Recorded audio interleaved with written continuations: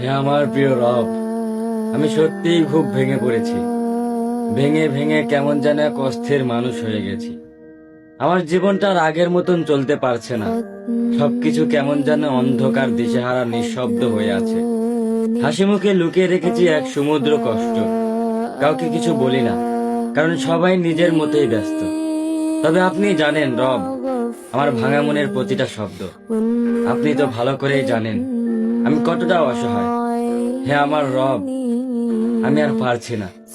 এই ভাঙা মন, ক্লান্ত চোখ, সবকিছুর ভারে যেন বুক চেপে ধরে আছি।